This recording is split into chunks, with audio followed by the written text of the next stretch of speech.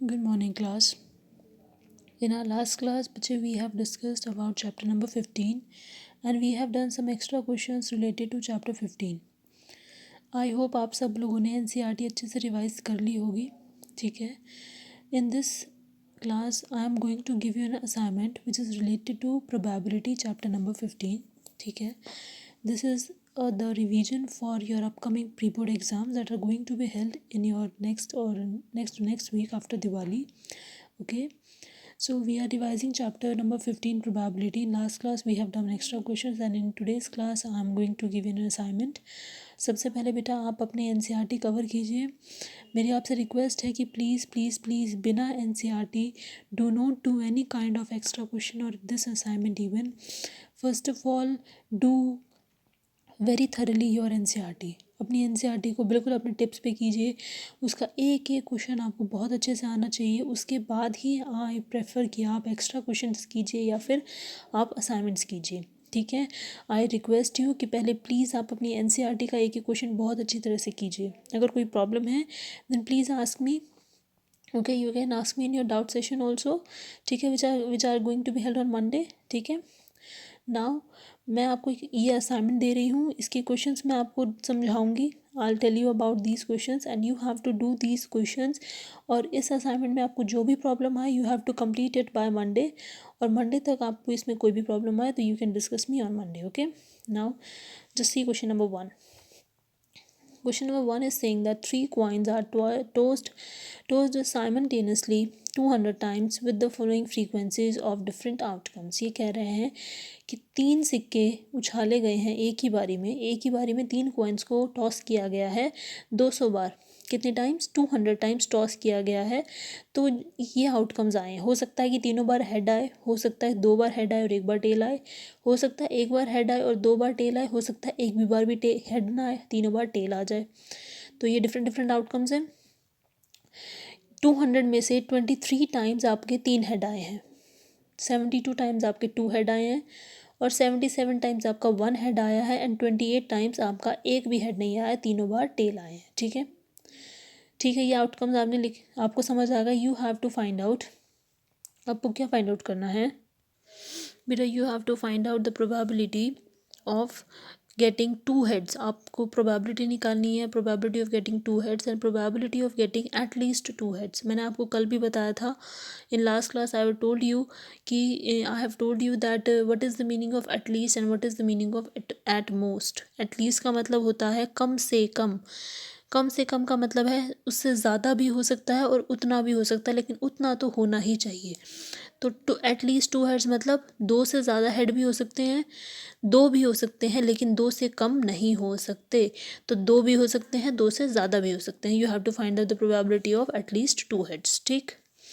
Next is on a busy road following data was observed about cars passing through it and number of occupants. ठीक है, ये कह रहे हैं एक बिजी रोड है और वहाँ से डाटा कलेक्ट किया गया जो गाड़ियाँ गुजर रही थी उनको देखते हुए कि एक गाड़ी में कितने ज़्यादा ऑक्यूपेंट्स हैं, एक गाड़ी में कितने लोग बैठे हैं. ठीक है, मान लीजिए कि 29 कार्स हैं जिसमें एक ही आदमी बैठा था, 26 कार हैं जिसमें 2 आदमी बैठे थे, 23 कार है जिसमें 3 बैठे हैं और 17 कार है जिसमें 4 हैं और 5 कार ऐसे हैं जिसमें 5 लोग भी बैठे हैं. ठीक है, आपको निकालनी है suppose another car passes by, find the chance that it has exactly 5 occupant. आपको प्रोबेबिलिटी निकालनी है. You have to find out the probability of exactly 5 occupant हो तो मोर देन 2 से ज़्यादा की, लेस देन 5 यानी 5 से कम की. ठीक है, हो जाएगा. आप इजीली कर लेंगे इन क्वेश्चंस को. नेक्स्ट है It is known that a box of 550 bulbs contains 22 defective bulbs. One bulb is taken out at random from the box. Find the probability of getting defective bulb and good bulb. देखिए, ये कह रहे हैं कि एक box है जिसमें 550 total bulbs हैं, उसके अंदर 22 बल्ब्स डिफेक्टिव हैं, ये इन्हें पता है, वो उनके साथ ही मिक्स हैं. 550 में से 22 बल्ब्स डिफेक्टिव हैं, यानी टोटल बल्ब्स कितने हैं? 550 हैं. आपने क्या किया, उनमें से एक बल्ब आपने निकाला तो वो बल्ब डिफेक्टिव होगा, इसकी प्रोबेबिलिटी क्या है? गुड होगा, इसकी प्रोबेबिलिटी क्या है? ये आपको निकालनी है. बहुत इजी है, very easy question. Let's see next. A recent survey found that the ages of workers in a factory is distributed as follows. ये कह रहा है कि एक सर्वे किया गया है कि एक फैक्ट्री में जो वर्कर्स हैं उनकी एज ग्रुप क्या है, कि 38 वर्कर्स हैं जिनका एज 20 या 29 के बीच में है, 27 वर्कर हैं जिनका एज 30 और 39 के बीच में है, 86 वर्कर हैं जिनकी एज 40 और 49 के बीच में, और फिर 46 ऐसे जिनकी एज 50 और 59 के बीच में है, और सिर्फ 3 वर्कर हैं जिनकी एज 60 से अबव है। ठीक है, 60 या 60 से अबव है। ठीक है, आपने क्या किया, आपने कोई भी पर्सन को रैंडमली सिलेक्ट किया and you have to find the probability that the person is, अगर वो पर्सन 40 ईयर्स या उससे ज़्यादा है, अगर वो पर्सन 40 ईयर्स से कम है, अगर वो पर्सन का जो एज है वो 30 to 39 ईयर्स के बीच में है, अगर वो पर्सन या तो 60 तक है या फिर ओवर 39, यानी 39 और 60 के बीच में है, यानी कि वो 60 से तो कम है लेकिन 39 से ज़्यादा है। आपको ये प्रोबेबिलिटीज़ निकालनी है। ठीक है, आई होप सबको ये क्वेश्चन समझ आ गया होगा। ठीक है, अब देखते हैं क्वेश्चन नंबर 5।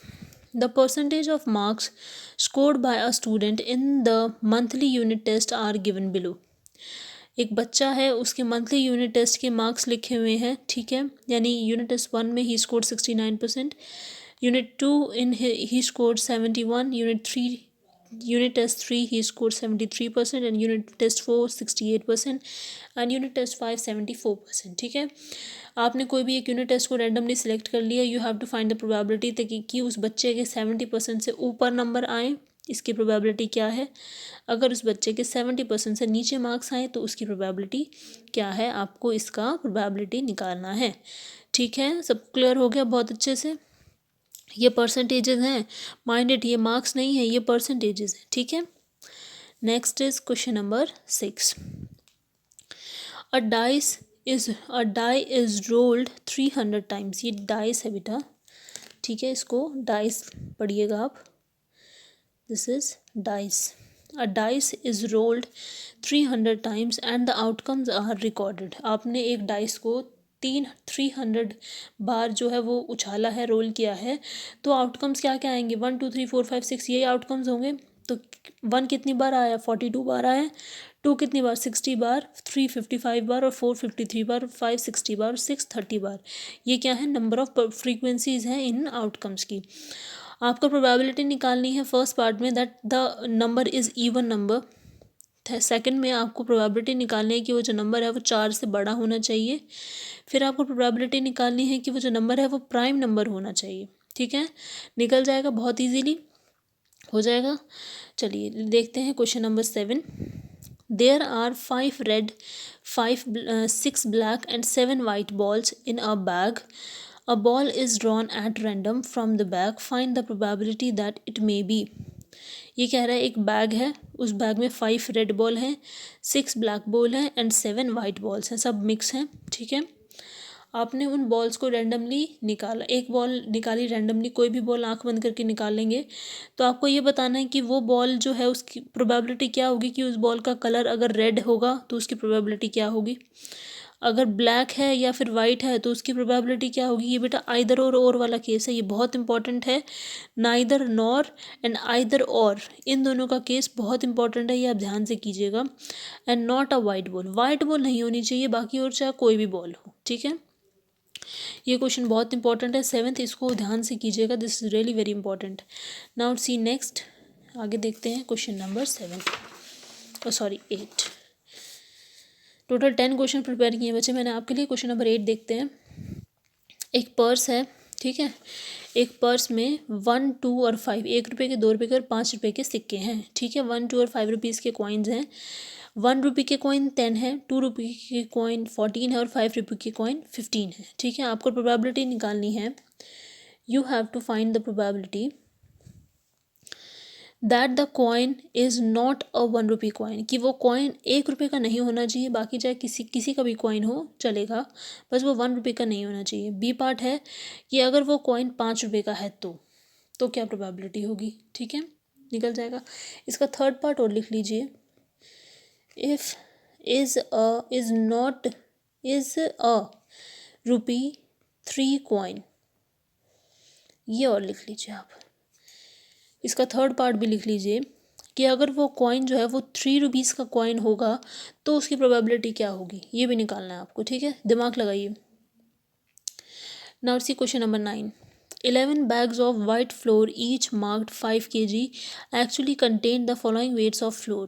कह रहे हैं कि यहाँ दुकान में जो बैग्स मिलते हैं ना आटे के जो व्हीट फ्लोर्स के बैग्स मिलते हैं, आशीर्वाद वगैरह ये सब पता ही होगा आप लोगों को, ठीक है। इन बैग्स पर लिखा होता है 5 kg वेट है, लेकिन एक्चुअल वेट 5 kg नहीं होता है। तो अलग अलग बैग्स का ना अलग वेट है, वो वेट्स लिखे हुए हैं कि एक का वेट 4.97 है, 5.05, 5.08, 5.03, 5.00, 5.06, 5.08, 4.98, 5.04, 5.07 एंड 5.00। ये क्या है, वेट्स हैं अलग अलग बैग के, ठीक है। Find the probability that any of these bag chosen at random contains more than 5 kg of floor. आपको ये प्रोबेबिलिटी निकालनी है कि अगर आपने कोई भी बैग इनमें से सिलेक्ट किया है तो उस बैग का वेट 5 kg से ज़्यादा ही होना चाहिए। आपको प्रोबेबिलिटी निकालनी है, ठीक है। हो जाएगा। चलिए नेक्स्ट देखते हैं, last question for this assignment. The probability of guessing the correct answer to a certain question is x/2 if the probability is not guessing the correct answer is 2/3 find the x। आपको ये easy question है, बस थोड़ा सा इसमें दिमाग लगाना है कि इसने कहा है कि करेक्ट आंसर करने की प्रोबेबिलिटी जो है ना वो x/2 है, लेकिन अगर आप करेक्ट आंसर नहीं करते हो ना तो उसकी प्रोबेबिलिटी 2/3 है, तो आपको x की वैल्यू निकालनी है। देखिए दोनों कॉन्ट्राडिक्टरी चीज़ है, ठीक है। मैं ये बहुत इजी है, बहुत ही कंसेप्चुअल है, आप इसको ध्यान से करेंगे, ठीक है। चलिए अब आप बेटा इसका स्क्रीनशॉट ले लो फटाफट से, ठीक है। इसका स्क्रीनशॉट ले लो ताकि आप इन क्वेश्चंस को कर सको, या तो स्क्रीनशॉट ले लो या नोट कर लो, आपकी मर्ज़ी है, ठीक है। जस्ट एक सेकेंड, इसका स्क्रीनशॉट लीजिए। डन, ओके, इसका लीजिए। चलिए वेरी गुड। अब आपका होमवर्क है that you have to firstly, अगर किसी ने एनसीईआरटी नहीं की है तो पहले एनसीईआरटी कीजिए, उसके बाद आप ये असाइनमेंट करेंगे और हम मंडे को डिस्कस करेंगे जो भी आप लोगों के डाउट्स होंगे, ठीक है। This is all for today, thank you so much.